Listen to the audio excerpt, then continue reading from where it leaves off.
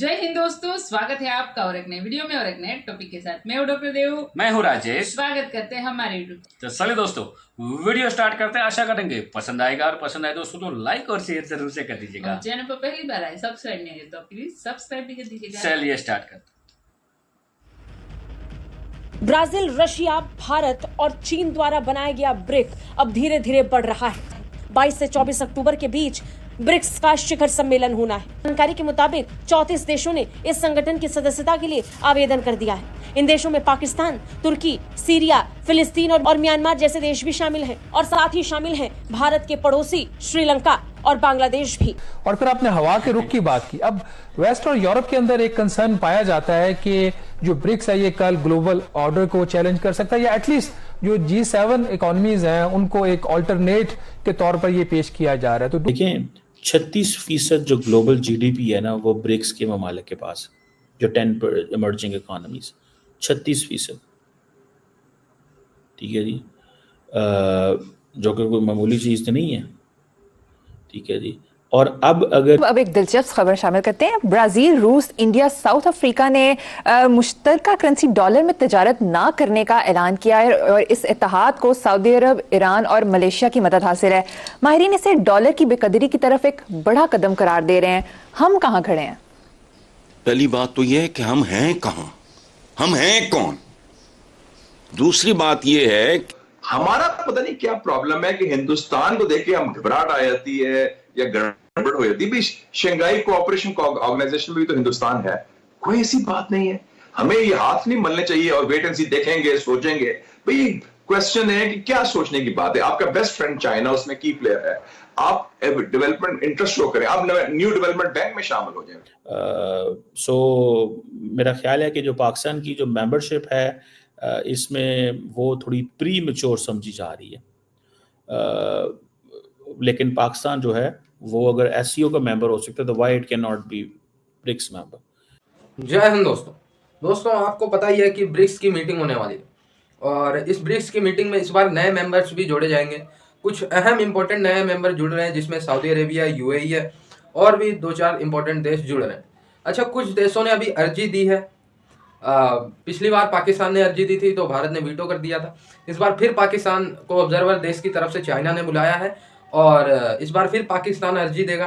देखते हैं इस बार फिर शायद भारत वीटो करे या पाकिस्तान ब्रिक्स का मेंबर बने, इसमें देखने लायक है। लेकिन दोस्तों सवाल ये उठता है, जो लास्ट टाइम भारत ने सवाल उठाया था कि ब्रिक्स को पाकिस्तान क्या दे सकता है, क्योंकि पाकिस्तान तो लगातार आईएमएफ के फेर में पड़ा हुआ, आईएमएफ के ट्रैप में फंस चुका है। जबकि आईएमएफ तो अमेरिका की संस्थान है, अधिकतर मेजरली अगर देखा जाए तो आईएमएफ तो वेस्टर्न कंट्री का ही संस्था है। पाकिस्तान अधिकतर पैसे वेस्टर्न कंट्री से ले रहा है और ब्रिक्स में से सिर्फ चाइना से लिया है। तो भाई ब्रिक्स को देगा क्या पाकिस्तान लेने के अलावा? ये तो ब्रिक्स पे बोझ बन जाएगा, बोझ को ढोना पड़ेगा ब्रिक्स देशों को। तो ऐसे मेंबर्स की जरूरत नहीं है। लास्ट टाइम भारत ने कुछ ऐसा ही बयान दिया था, इस बार भी यही रीजन होगा भारत का। और भी रूस ने भी कहा था यार कोई जरूरत नहीं है इनकी, सिर्फ चाइना था जो कह रहा था पाकिस्तान को ले लो।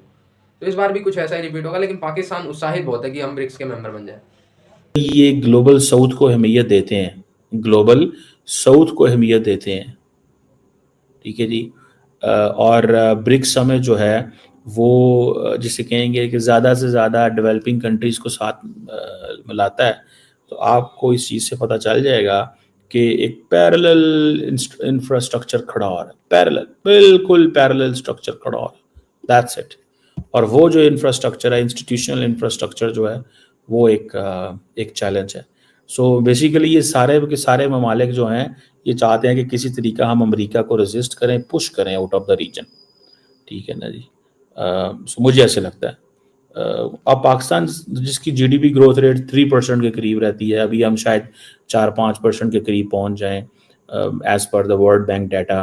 और अभी तो 2%, 3% का, लेकिन अभी मजीद चांसेस हैं।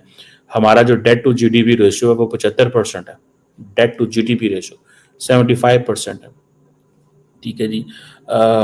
फॉरेन इन्वेस्टमेंट का जो फ्लो है वो डिक्लाइन में जा रहा है, चाइनीज़ पैसे दे रहे थे। सो हमें ज़्यादा इंटीग्रेशन चाहिए, हमें पैसा चाहिए। तो जितना ज़्यादा हम ओपन अप होंगे हमें बाहर से पैसा आएगा। ब्रिक्स एक इम्पॉर्टेंट पार्टनर हो सकता है, हमारी डिप्लोमेटिक पॉलिटिकल प्रोफाइल इससे जो है वो बेहतर हो सकती है। सो ये एक चीज़ है लेट्स सी हम IMF के जंगल से हमारी जान छूट सकती है कि नहीं छूट सकती, ये सारी चीज़ें तो हमने खुद ही है मेंटेन वो करनी होती हैं। एनी हाउ अब एक दिलचस्प खबर शामिल करते हैं। ब्राजील, रूस, इंडिया, साउथ अफ्रीका ने मुश्तरका करेंसी डॉलर में तजारत ना करने का ऐलान किया है और इस इत्तेहाद को सऊदी अरब, ईरान और मलेशिया की मदद हासिल है। माहिरीन इसे डॉलर की बेकदरी की तरफ एक बड़ा कदम करार दे रहे हैं। हम कहाँ खड़े हैं? पहली बात तो यह है कि हम हैं कहाँ, हम हैं कौन। दूसरी बात यह है अच्छा, बाकी आपने पूछा हम कहाँ खड़े हैं, हम यहां खड़े हैं, हम यहां खड़े हैं और इतनी बेशर्मी और ढटाई से खड़े हैं कि फैसला 2-3 का है या 3-4 का। इलेक्शन होंगे नहीं होंगे, मई में होंगे या अक्टूबर में होंगे। आईन 90 रोज में इलेक्शन का कहता है या 190 रोज में। अच्छा, हम कहां खड़े हैं? मुल्क में जमहूरियत है या सिविल डिक्टेटरशिप है? इमरान खान को जमान पाक से पकड़ना है या अदालत के हाथ से पकड़ना है? ईद पर मार्केट्स 10 बजे तक खुलेंगी या पता नहीं 1 बजे तक खुलेंगी? ईद एक ही दिन होगी या हस्बे मामूल हमारी आदतों के मुताबिक 2 दिन होगी? आटा मुफ्त मिलेगा या मैयत मुफ्त मिलेगी? हम कहां कहां नहीं खड़े। मुल्क में सूदी निज़ाम होगा या गैर सूदी निज़ाम होगा, फैसला कौन करेगा? कमाल है, कमाल है। वो बंदा नहीं, वो मैं बिल्कुल गम मजा कोई अल्लामा इकबाल भी फौत हो गए थे, गालिब साहब भी चल बसे थे, मुनीर नियाजी साहब भी नहीं रहे, तो मेरी भी आजकल तबीयत खराब रहती है। हम यहाँ खड़े हैं। ब्रिक्स के जितने भी ममालिक हैं, ये आपको पता है ये स्ट्रगल है, ये this is a struggle for power कि रशियंस एंड चाइनीज अपना ऑल्टरनेट वर्ल्ड ऑर्डर खड़ा करना चाहते हैं। अमेरिका का जो वर्ल्ड ऑर्डर है वो अपनी जगह पे जहाँ पे है वो है ही है, लेकिन एक नया अपना वर्ल्ड ऑर्डर क्रिएट करना चाहते हैं, ठीक है ना। इंडिया तमाम जो वर्ल्ड ऑर्डर हैं उनका हिस्सा रहना चाहता है, भले वो वेस्टर्न हो और भले वो ईस्टर्न हो या भले वो चाइनीज़ हो या रशियन हो। इंडिया कोई चीज़ से गर्ज नहीं है। इंडिया कहता है कि दिस इज़ नॉट, ये लड़ने का टाइम नहीं है, ये इंसेंटिव लेने का टाइम है। लड़ेंगे आप तब ऑर्डर आप क्योंकि India is not in a position to create its own order, ठीक है। वो जो इस नेबरहुड फर्स्ट पॉलिसी के तहत अपने खित्ते के अंदर एक रखना चाहता था, वो अमेरिकन ने बांग्लादेश में थोड़ी तब्दीलियां लाए हैं जो उससे उन्होंने हला जला दी है। सो इंडिया का जो इन्फ्लुएंस नज़र आ रहा था बांग्लादेश में होगा वो डिमिनिश हो गया।